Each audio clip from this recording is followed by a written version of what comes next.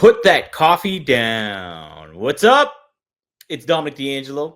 I'm of OneTrueSportTV.com, FourHorsemenNetwork.com, and RVDTV.com. We're live. Thanks to Rob Van Dam on his Twitter account and on his X account there. Be sure to go to Only Wrestlers. That's right. OnlyWrestlers.com. Sign up there and get ready for their first ever pay-per-view, March 20th. You can check it out if you sign up and subscribe to one of the talents that is on the card. So, for example, if you subscribe to Brian Cage's account, you will get the pay-per-view streaming for free. And now you pay for the little monthly subscription that Brian Cage has, but you get the pay-per-view for free. And so it's a cool way to kind of get fans invested into it. It's free to sign up on Only Wrestlers, set up an account. You're free to join RVD's account for free. Subscribe to that. Subscribe to Katie Forbes' account for free as well. And be sure to tune in March 20th on OnlyWrestlers.com for their upcoming show. Speaking of shows, the reason I'm here tonight is to talk a little bit about Glengarry Glen Ross. That's right. So Raw was in New York City this past Monday, and so was I. But not to cover Raw, but to go see Glengarry Glen Ross. I bookmarked this ever since I heard about it, and I kept tabs big time because I was like, I'm a huge Mammoth fan from way back in college. I was played Bernie Litko in his Sexual Perversity in Chicago. So if you're familiar with that play or not familiar with that play, give it a Google, Sexual Perversity in Chicago, and you'll see what it's about. It's about two guys just trying to get women, and clearly both of them don't know what they're doing. But it's a very, very good show. They made movie adaptations to it, but none of them are very good about last night or what the movies are. But anywho, I was in that play in college, and I love the dialogue of Mammoth and what he did as a playwright, and the pauses that you would get, very artful in the crass language that is done, everything to that effect. Mammoth is an awesome writer. If you ever seen the movie Wag the Dog, he wrote the screenplay for that, and he also wrote the screenplay for the movie version of Glengarry Glen Ross. I was almost in Glengarry Glen Ross in college. I was going to play Shelley the Machine Levine, but the play fell through, and I never got to do it. So when this popped up on my news feed, I don't remember where I first saw it, maybe on Instagram, but man, I was so amped. I was like, there is no way I'm going to miss this play. And sure enough, I kept tabs. Once I saw those opening night tickets, I dove in, scooped mine up, and sure enough, booked my trip to New York City. And so it was on Monday night. The first preview night happened, March 10th. And so I got there a little bit early. There was about an hour early and waited in line and chatted up with some folks. But the Palace Theater is where it took place at. And what a beautiful theater. They just renovated it. Apparently, it was originally on the floor that when you enter, or maybe it was down below, but they had to literally put the new stage up on the third floor for reasons. I can't remember where. So you rode an escalator up to get to where the new stage was. But what a beautiful atmosphere in there.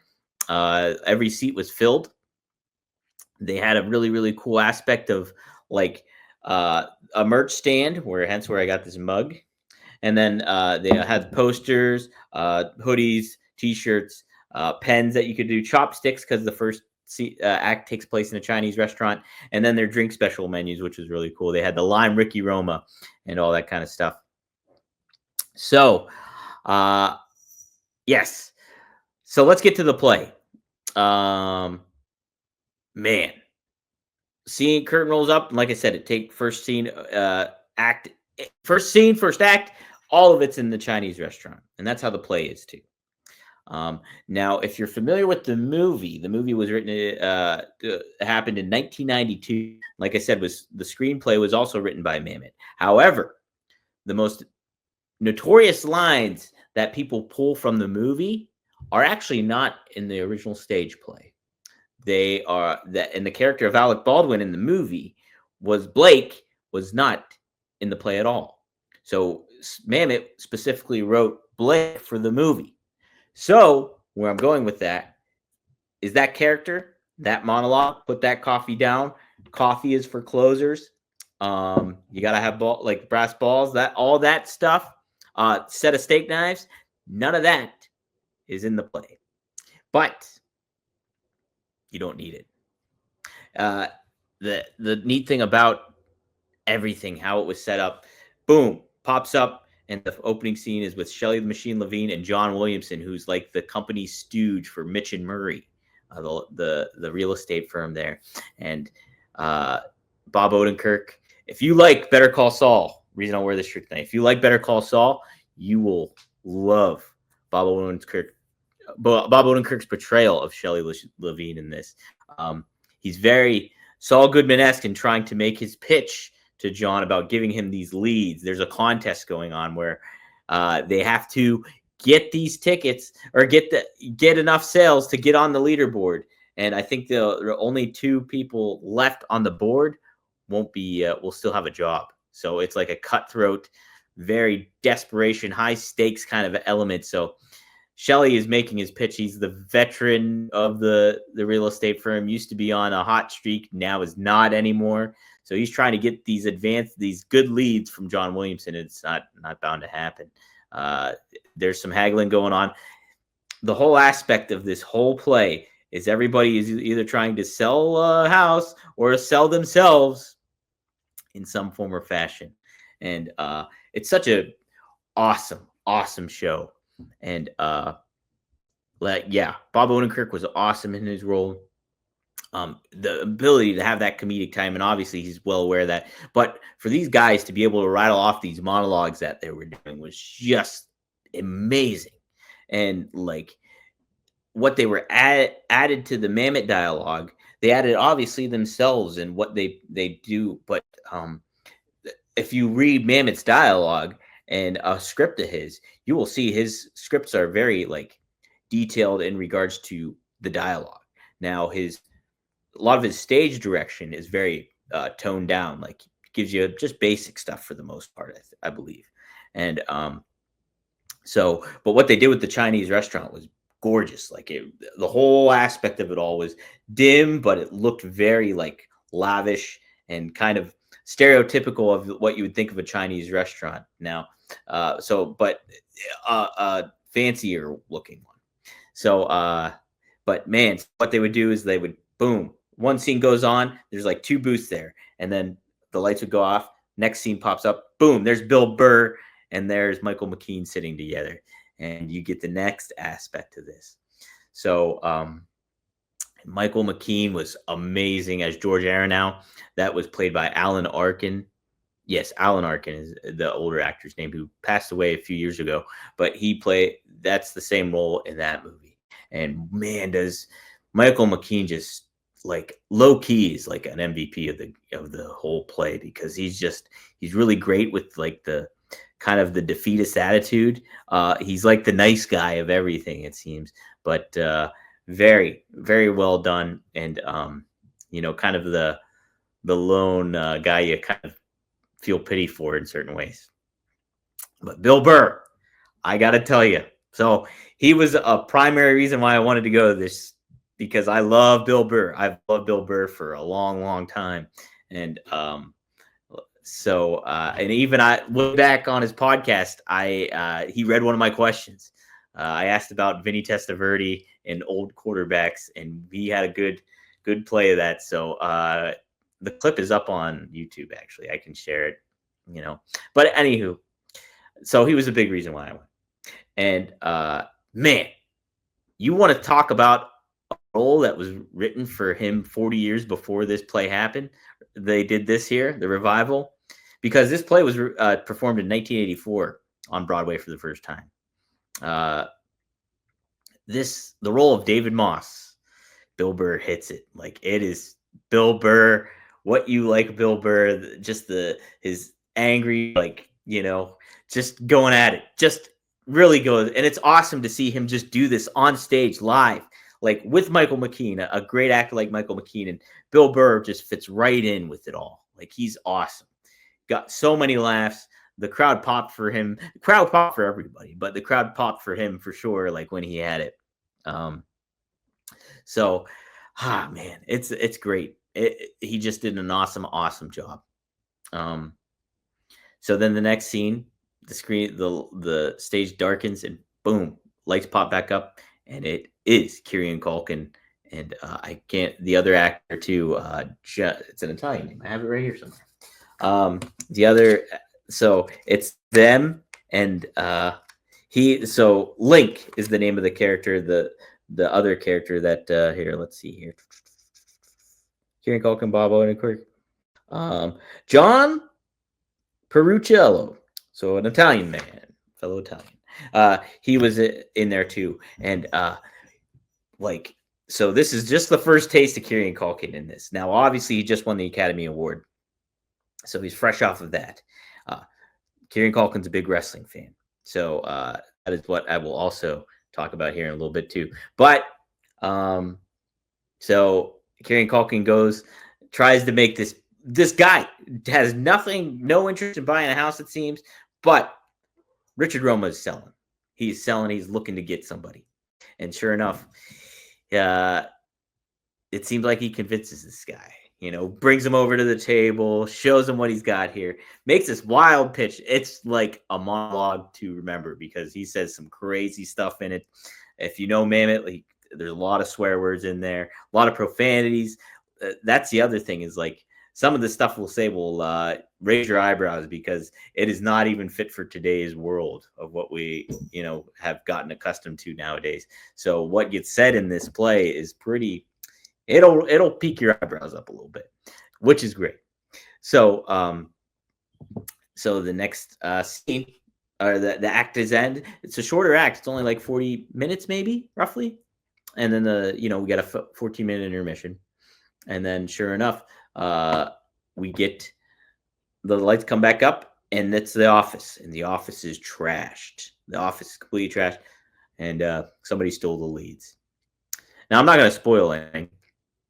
But again, different scene. The light, it's brighter. The office is brighter than what the Chinese restaurant had. And then it's just chaotic. There's a cop involved that keeps bringing people into the office. If you've never seen the play, if you've never seen the movie it was pretty spot on too with the dialogue the rest of the way.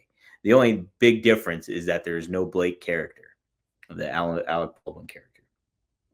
But yes, we get more of it. And this act, I mean, like, everybody's great, but this act is where Kieran Culkin really shines. Like, you want to talk about somebody that brings a lot of subtlety, knows who he is physically as an actor, and knows what to make of the environment around him. He really did such a great job. Like, just awesome. Like, aspects where, like, he's like, there's papers strewn all over the floor. He like uses papers, like kind of shoves them out of the way, does all this stuff, has fun with the environment. And that's what was really cool about it all. And even like utilizing the height difference he has. He's like he's on the shorter side. He's taller than me, but who isn't taller than me? But like John Williamson's a taller actor. And like even he's like ducking under, like interacting with just really was finding his groove. You can tell having a lot of fun doing all this stuff. And just like making himself bigger in the environment that was there. And he's different at this point, younger than Al Pacino was in the Glengarry movie. So there's that neat added element to it all too, where he's like the youngest guy in the cast. But he brings this emphasis and this like energy to it that is really, really great. So man, and like just how, it was neat. The play itself is set up so neat because you have these scenes with two actors in each scene. And then this next scene is everybody intertwining with one another. And this next act, is everybody intertwining with one another and interacting with one another. So just really, really well executed and such a fantastic show. Only regret I have is that, so obviously you can't take pictures. But they said you could take pictures during the curtain call. So I like pictures, and I brought a backup phone, and I thought like because my other phone, my backup phone, takes better pictures. So I'm like, once that happened, I was like, okay, I'll get ready, by that time and all that stuff. So curtain call happens, boom, I pull my phone out, my backup phone. I pull up the camera app. It's on me. The selfie. There's for some reason there's the selfie on me. I'm like, what? And so I switch that over real quick. Everybody's applauding. I want to applaud because I want to see these guys. And so this stage is there. I hit the camera thing. 10, 9. It's got the freaking countdown on. And I'm like, no. And I'm trying to like fix that real quick. Can't fix it. I missed the curtain call basically. Don't get a picture. I was bummed. But what a great show. Just so cool. So how does this play? How does it all tie into wrestling, huh? How is it? Neat thing is Raw was in town, like I said, at the same time. Raw was going on while the show was going on. They literally started at the same time. The play did. So what I wanted to chat about when it comes to wrestling, and if you watch my other show, Rumor and Innuendo, with Robert Karpelis, WE Creative _ Sean X,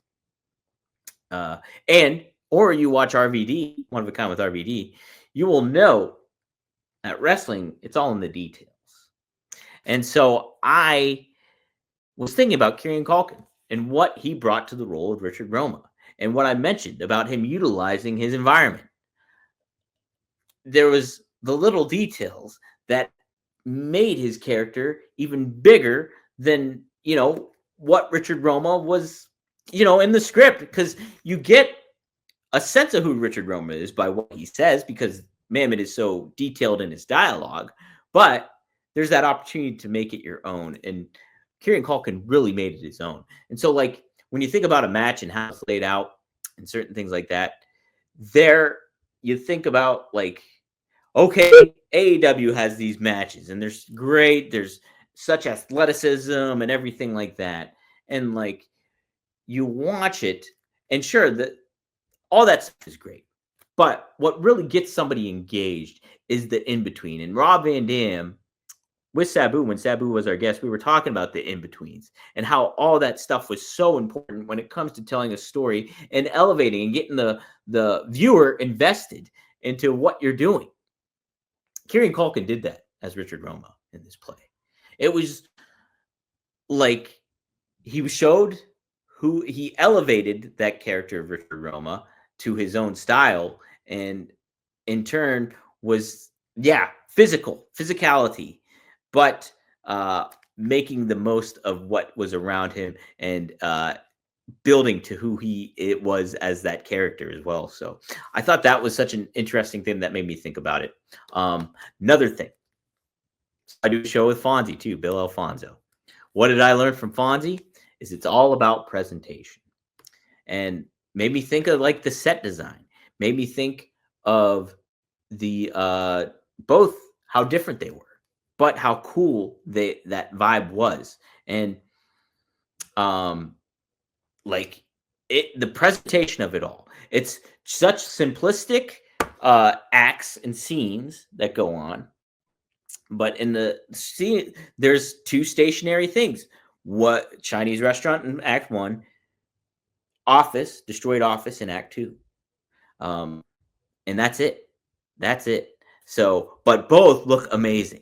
So if you're able to present that in a certain way, and then you think about too, in the same way of presentation, you also think about the cast that was assembled for this: Bill Burr, Bob Odenkirk, Kieran Culkin, Michael McKean, and you have that great supporting cast to back them up as well. So so presentation, you got a great legendary comedian, Bill Burr. You got Bob Odenkirk, who's so awesome as Saul Goodman, and did the Mr. Oh my God, the Mr. I can't remember the name of it. If somebody knows the name of it, help me out. The Mr. Show. That's what it is. So I think that was that aspect is a presentation. Hey, look at these names we got. We got Kieran Culkin, who so did great, like as Roman in Succession, and now just won an Academy Award too. So boom, presentation. It's all about what you show and how you get people in. Like this is a very strictly limited engagement. These performances. So I think they're all sold out now. Like I don't think you can get in there anymore. But presentation's a key aspect, and how they did it with two beautiful set design, and then the cast that you got assembled together. Like if you're familiar with the play, or if you're familiar with the movie, and you're familiar with the actors, you know that this was like spot on cast when it comes to stuff. And yeah, and like I said, like Michael McKean, like he brought such a different kind of more thoughtful. Georgia. I mean, Alan Arkin did a great job as Georgia too. Don't get me wrong in the movie, but Michael McKean was just like there was something extremely endearing that he brought to the character and stuff like that. That you're just like, yeah, he's great with this. About that, and the guy that played Williamson too, he was so good too. Like just kind of likable in certain ways. Where Williamson as a role is, you kind of typically don't like him. You kind of like Williamson in this. Donald Weber Jr. is his name, and yeah, he was great. So, yeah, props to him. Really good stuff. I mean, I think it's sold out, like I said. So I don't. If there's any opportunity you can get to go see the show, go see it. So yeah, I thought it was really well done. The other aspect I wanted to talk about when it comes to what Glengarry and how it all kind of ties in to wrestling is the aspect too of, oh my gosh, where was I going with it? Because I'm trying to think what there was one other point I wanted to make when it came to this stuff too that really stood out to me from like this is like pro. Oh yeah, here it is. All right, this is in way like kind of connected to it's connected more to the plot. Selling yourself. And I don't mean physically selling yourself like a wrestler does, like selling in the ring. In a way it is though. All these salesmen, like I said, they are constantly selling. The only one who isn't selling and does a horrible job at it, as you'll find out if you know the show, is Williamson. But everybody, Aronow's not really selling himself either. Maybe in certain ways he is because he's trying to figure stuff out. But the roles of Moss, which is Bill Burr, David Moss, the role of Shelley, which is Bob Odenkirk, and the role of Roma, which obviously is Kieran, they're selling themselves. And they're selling anything that they can to try to get certain things. So, like, obviously in the opening act, Shelley's trying to sell himself to Williamson. Hey, give me the leads. Well, and then, I don't want to ruin anything. So there's a little bit of like treachery and stuff you'll find out. So the people are actually, selling behind their backs and everything like that. And it made me think too, pro wrestling, it's just like this political game that gets played. Not only, what you see on television from presentation and, storyline standpoint, but behind the scenes, there's all these politics going into play and everything like that. So I think what I'm trying to really get at is what wrestling can learn from theater and this play in particular is you showcase your talent, all those actors that I named, and you showcase and you keep it simple. You keep everything simple. You literally have 2 sets. Boom. Set 1, Chinese restaurant. Set 2, The Office. And then you make it look good. And you keep it short. Seriously, this show, it's a play. This show was only like an hour and a half. That was it. They left me wanting more. They left me wanting to come back and see it again. And so this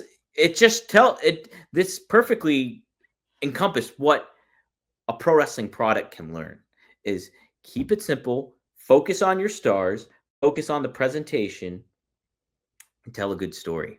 And that's it. That is what you can learn from such a great show. And you keep the drama, obviously. You keep the stakes high. These stakes were high in the show. Like, these guys are going to get fired. Stuff like that is going down. And you have these characters that are enticing, that not bigger than life, but kind of in certain ways they are. Because the other aspect too is like, you think of wrestling, and it is theater. You know, you have to pick and choose when you your body language. And like somebody like Bob Odenkirk was amazing at that. Like, he played to the theater. He, like, you know, didn't over exaggerate, but gave it enough to get you into who he was and who the character of Shelley was. So I just liked it a lot. And I was just like, man, if you sat somebody like Tony Khan down to watch us play, and then take what you can from it. It's just the cool aspects of acting and the nuances, the little details, but you know, the simplicity of it all. And you got people that you like and people that you don't like in the show. But they're all fascinating characters in the same realm. So that's kind of my takeaway from this. This is I'm going to do a written review on this too. It will be up this week at some point. And yeah, I love the show, and I really wanted to talk about it. And I mean, if there's any way you can get yourself a ticket to this, do it. If you're in the New York City area, you know, I felt it was really, really cool to see. I was like super happy for Bill Burr. Super amazed to see Bob Odenkirk, who I just loved in Better Call Saul, and awesome to see what Kieran Culkin, the talent that he has, and you can tell why he's an Academy Award winner.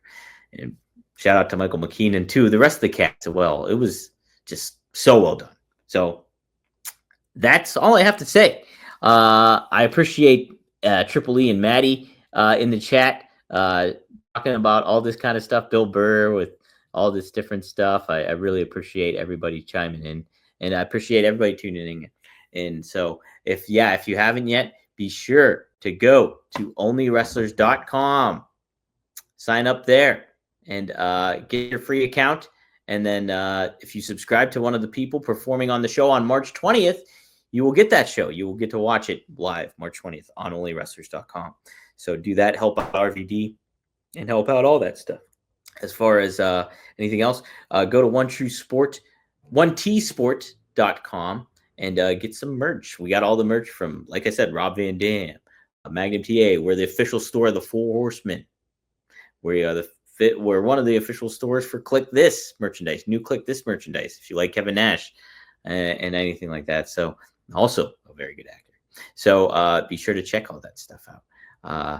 But yeah, if you also check out my other show, Rumor and Innuendo, every Monday through Friday at noon Eastern Standard Time on Rumor and Innuendo YouTube or Ad Free Shows YouTube and everything like that. So also, you can check me out at fourhorsemannetwork.com. Greg Gagne, Magnum TA. We're going live Friday night or Friday evening, 4 p.m. RVD and I will be going live tomorrow at 9:15 p.m. Eastern Standard Time. That's a Thursday. So go to rvdt.com. And yeah, give us a 5-star rating on whatever you tune in, whether it's wherever you get your damn podcasts. But thank you, everybody, for tuning in. Hope this was fun. Go check out Glengarry Glen Ross. Read the play. Watch the movie. And try to, if you can, go see it on Broadway with Bill Burr, Kieran Culkin, and Bob Odenkirk. Now, as they say in the play, go to lunch.